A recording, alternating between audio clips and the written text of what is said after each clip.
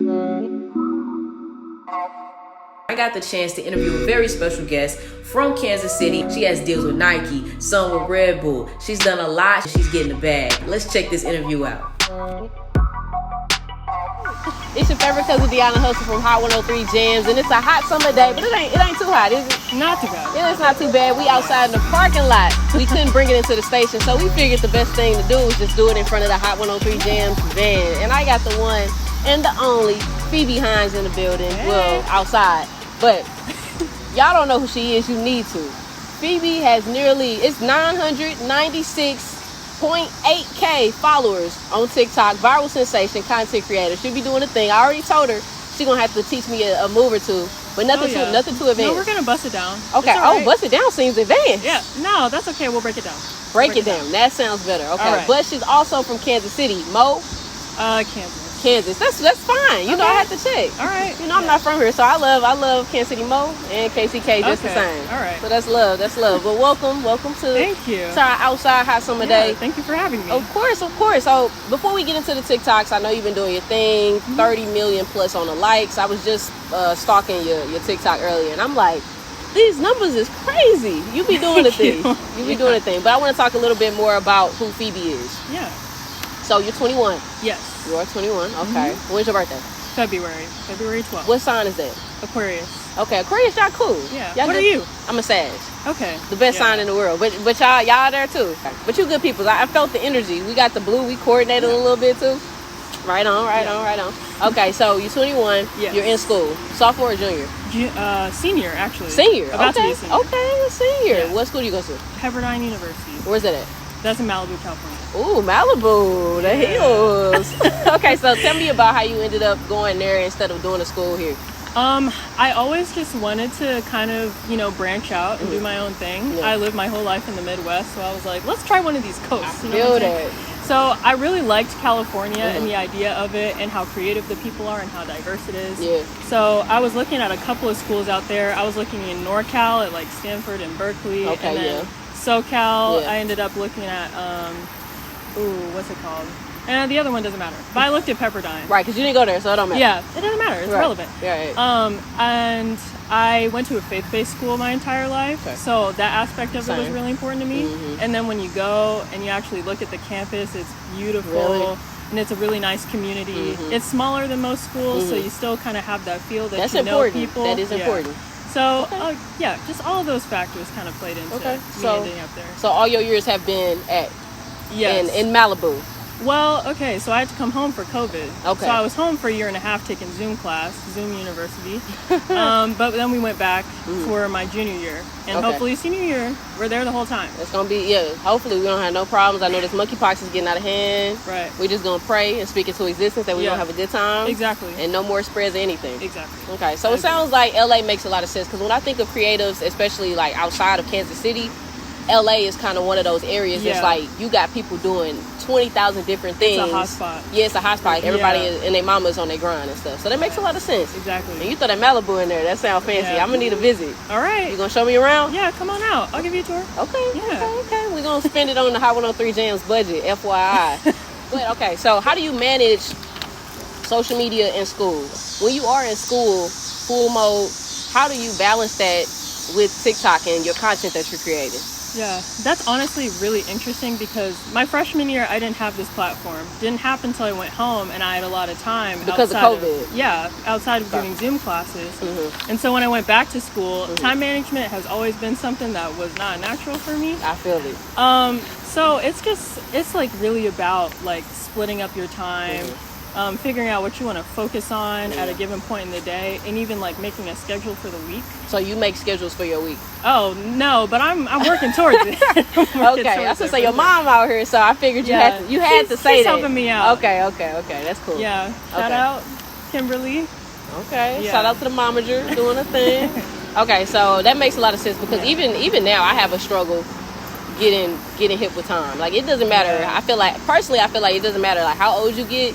it's still hard to manage your time, especially the more popular or, you know, the more of a demand your content is, especially right now. So because I mean, it started as a hobby and now it's turning into something where it could be a job, so I got to be on top of it. Exactly. And that's exactly what I was going to ask. We're going to ask all the TikTok questions, because the most important thing when you're doing social media and you're building your brand is your username. So how did you come up with it's Phoebe? Make sure y'all follow her, by the way. Phoebe. All right. I'm not gonna lie, I was just kind of typing stuff in and seeing what was available with my name. Okay. Because I don't remember what it was before it was it's Phoebe, but you know, it's not relevant because it's not that anymore. And I was just like, let's just go with something simple. It's Phoebe. Typed it in. That's smart. The username was available and it stuck. I'm probably not going to change that for as long as my TikTok exists. Of course. Yeah, no, that's the brand. Yeah. So I would just keep it the same. We got to stick with that. So you've had that as soon as you started posting TikToks and stuff, you've had it since then, that name? No, I think changed, probably, it's changed a couple of times, but that's the one that stuck probably for the past, like, I want to say two years. Okay. Yeah. Okay. So when you did start uploading content, it was because of the pandemic, mainly. The time that you had on your hands. Yeah, I was just posting like 2-3 times a day.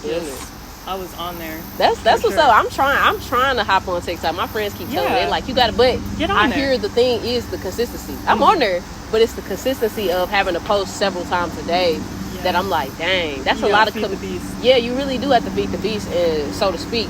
Now, when you did start doing your thing on TikTok, how did you figure out what lane you wanted to be in? Because you do see on TikTok, you hop on the For You page, you see the little comedy skits people do, you got the voiceovers people do, you got the people that's dancing, doing their choreography. How did you figure out that that's what lane you wanted to stick in?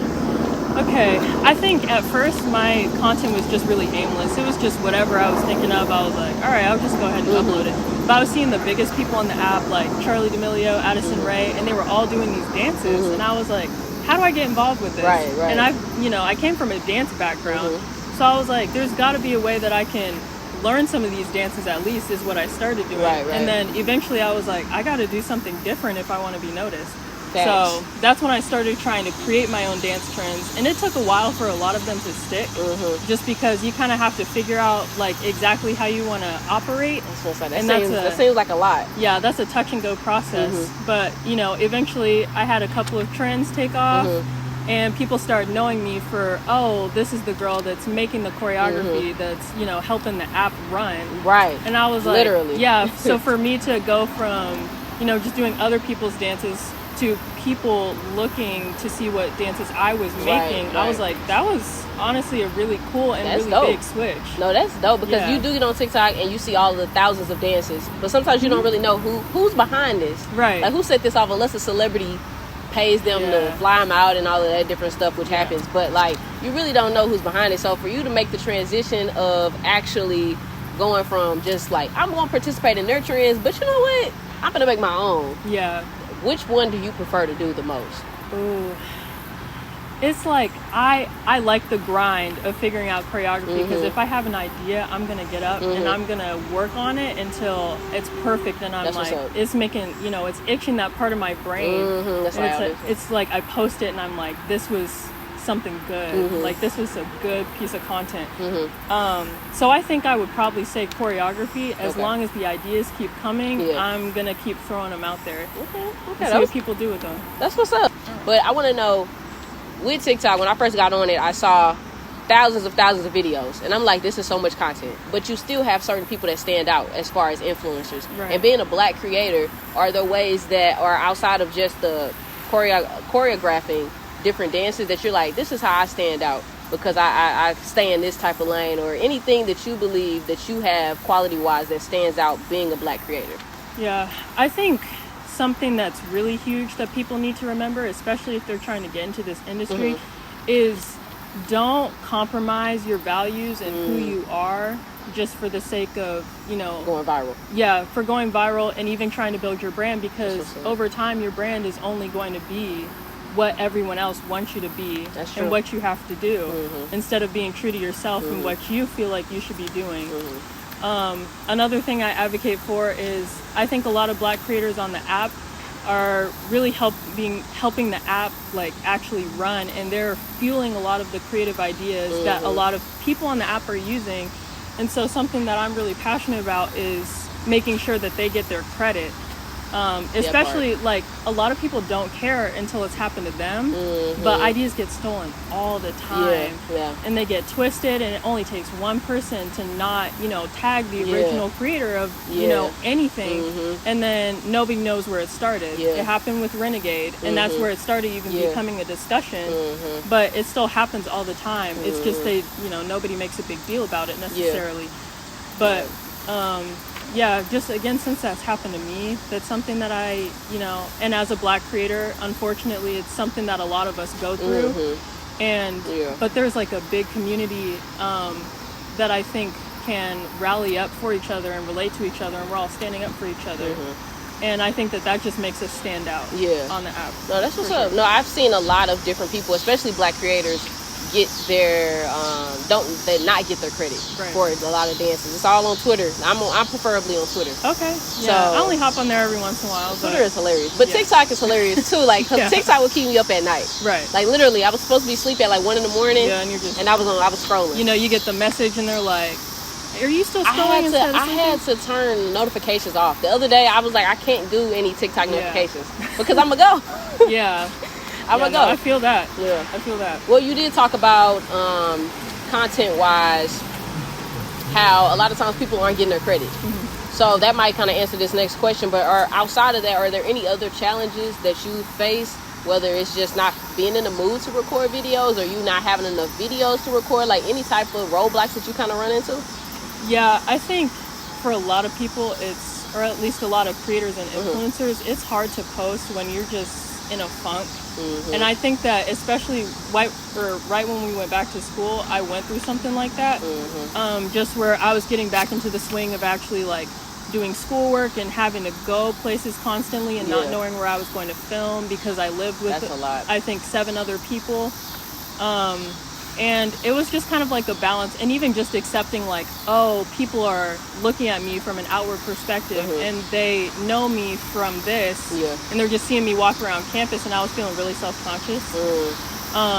So I think that was a big challenge for me at first. But, at this point, I'm like, you got to come to terms with what you are and what you're doing. Period. Or else you'll never be able to really like grow and thrive.